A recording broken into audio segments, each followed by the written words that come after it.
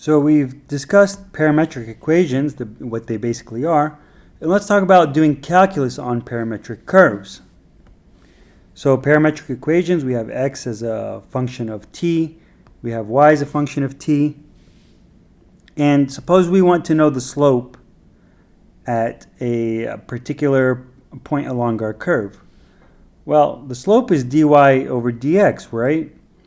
But now we have x and y as functions of t, and so what we could do, what you could sort of imagine, is that you multiply and divide by dt, which is just 1, and you sneak each of these dt's under, the dx and dy.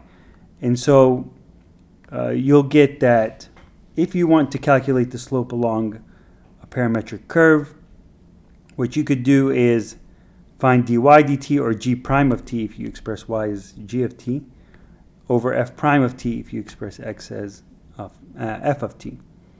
And of course we can't have that the derivative f prime of t or dx dt is 0 at that point, because then we would be dividing by 0.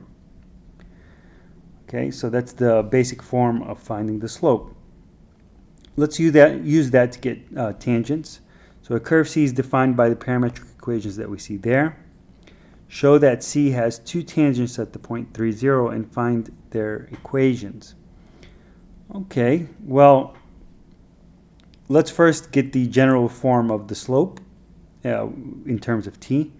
So we have dy dx is dy dt. What is dy dt? We take a derivative of y there, we get 3t squared minus 3, right? When you take that derivative, take the derivative of x with respect to t, you get 2t, and that's at the bottom there.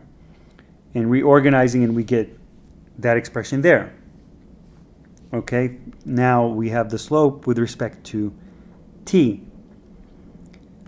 Well, what point corresponds to, what point t corresponds to the point 3, 0?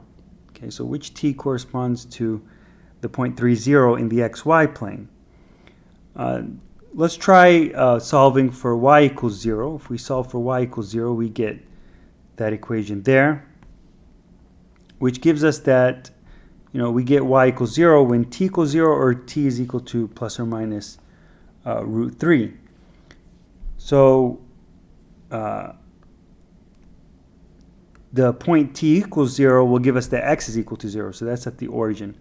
And we want the slopes at 3, 0.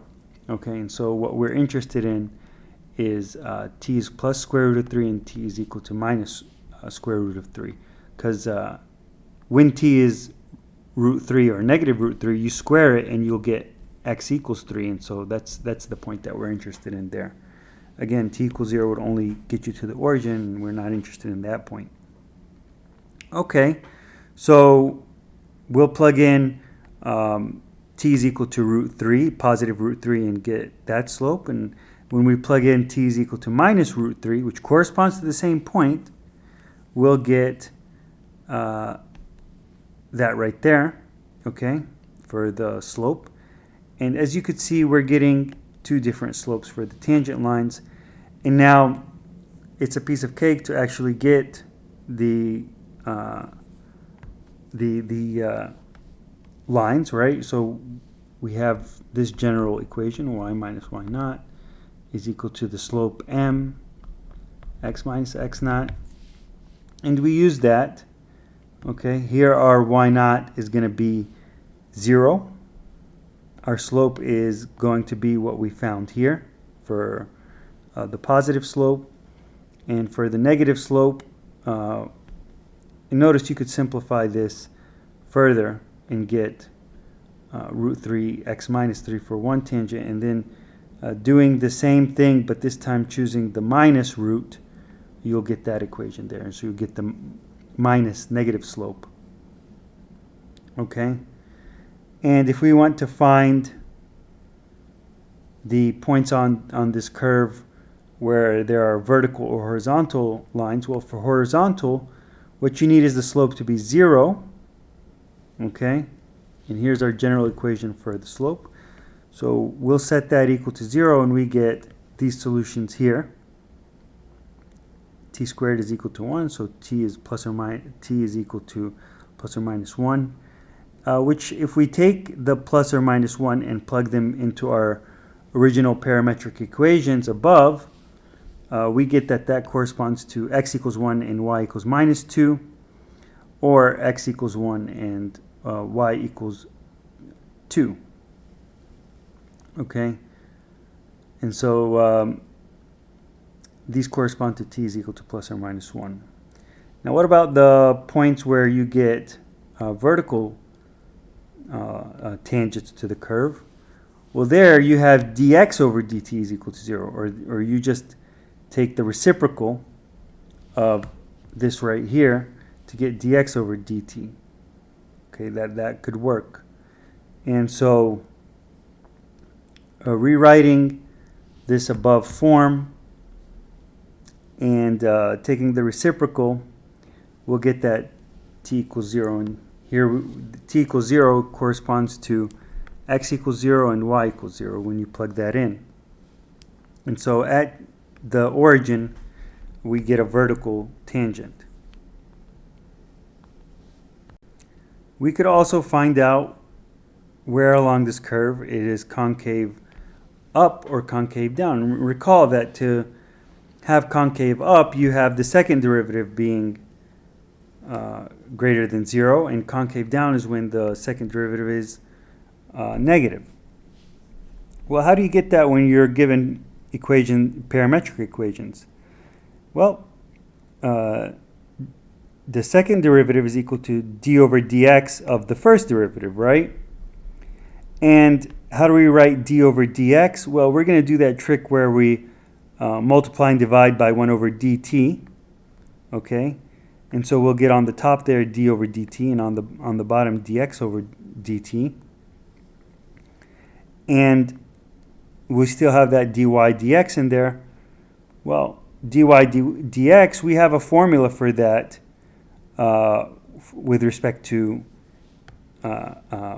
t, and we already computed it here, and so we just plug it in to our result over here. Okay, so that's what we computed before. Dx dt we found was 2t, and so we just take the derivative there with respect to t of dy dx, which we already computed, and we get that there.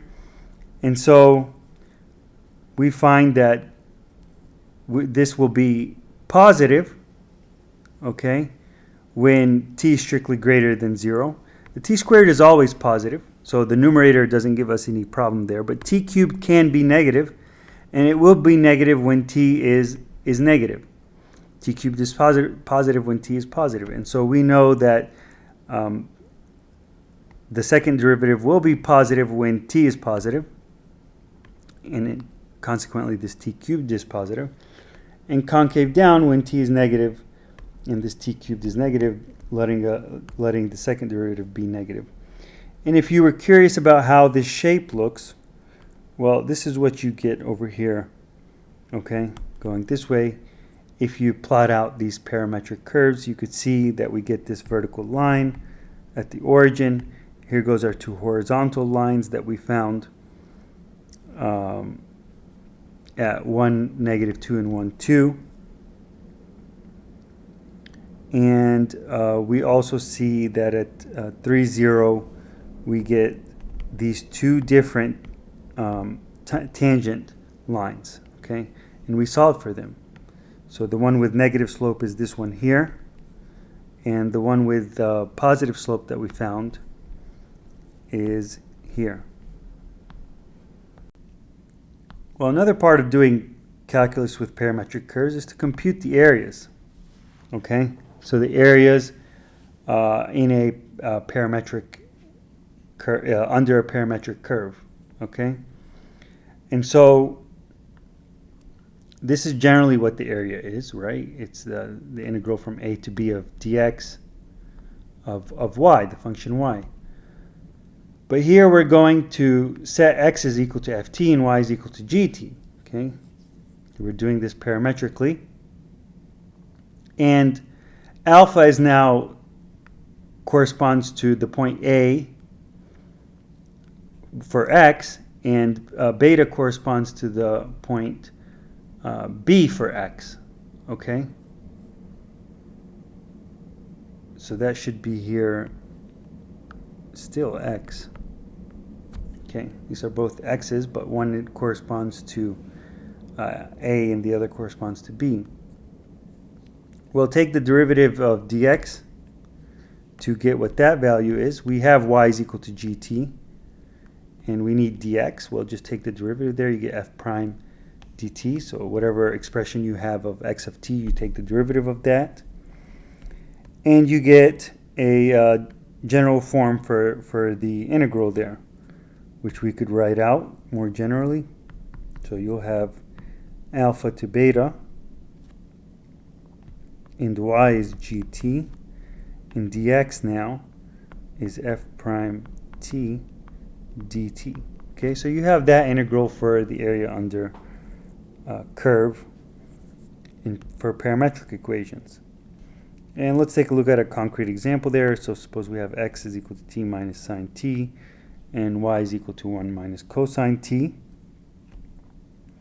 Taking the derivative of x with respect to t, we get 1 minus cosine t. And y of t is 1 minus cosine t. Well, we'll then get 1 minus cosine t squared. And we're integrating from 0 to 2 pi because we want the area under one arc of the cycloid. Okay? And this undergoes one arc from 0 to 2 pi. So that's how we got our bounds. And okay, so we have now we have an integrand that's a trigonometric function squared.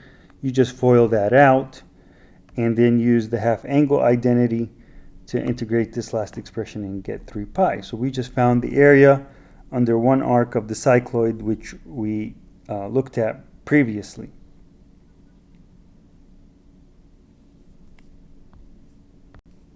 What about finding arc lengths for parametric curves? Okay, if you want the length of an actual curve, not the area under it, but the length of the curve described by these parametric equations, and assuming that f prime and g prime are continuous, and that the curve is traversed once between a and b. Okay, so no going back and forth. The curve is just only traversed one time as you increase from a to b. Okay, then the arc length of the curve between the beginning point and ending point, okay, where t is, you start at time t equals a and you end at time t equals b, is this integral here. Okay, you could sort of think about this as a speed. Okay, dx dt is like the velocity of the x component. Dy dt is the velocity of the y component. And so squaring these and adding them and square rooting is like finding the speed. And here's this dt is the small time. Okay, and so this whole term here is a ds, or small distance traveled. So you add up all those small distances traveled from time t equals a to t equals b to get the total distance or length of that curve. And so here we want to compute the circumference of a circle. Okay, we want to prove that it's 2 pi a. Well, we have our parametric description of a circle centered at 0, 0, and that'll do just fine to center it at 0, 0 to compute the circumference. Take the derivative dx dt, we get that. Take the derivative dy dt, we get this. And then we just plug it into our formula and we integrate from 0 to 2 pi. Why do we do that? Because we traverse the circle one time from t equals 0 to t equals 2 pi. And so we get this expression here, factoring out the a squared, we'll get, this is just 1, cosine squared plus sine squared is 1, Pythagorean identity. And you end up with this final expression. And we just proved that the circumference of a circle is indeed, of radius a, is indeed 2 pi a. The final application we'll take a look at for parametric equations and how they relate to calculus is computing surface areas of curves okay, of surfaces that you get by rotating a parametric curve around, say, the x-axis. Okay, and this is the equation that you get there. Of course, the curve must only be traversed exactly once, so no going backwards. You just keep going forward along the curve. And you get that the area for a surface of revolution rotated about the x-axis is this right here. If it was rotated about the y-axis, you'll have to flip that around and you'll get a 2 pi x instead of a 2 pi y. Okay, if you rotate it around the y-axis instead. And just to give you sort of intuition on where that's coming from, I mean, if you have a curve right here, and what we're doing is rotating it. Okay, so we're going to rotate this curve. If we rotate this curve, you'll get that surface here. Okay, and so distance there is y, and so 2 pi y is the circumference around that rotation. And well, what's this over here? That's that little ds. And so you're getting 2 pi y times the ds, which gives you the surface area of a slice. Okay, and you just add those surface areas together. And so that's how that formula works over here. And again, if we rotate about the y-axis, we'll have 2 pi x times the same thing. And we could use that to show that the surface area of a sphere, a radius r, is 4 pi r squared. Well, how will we do this? We're first going to describe the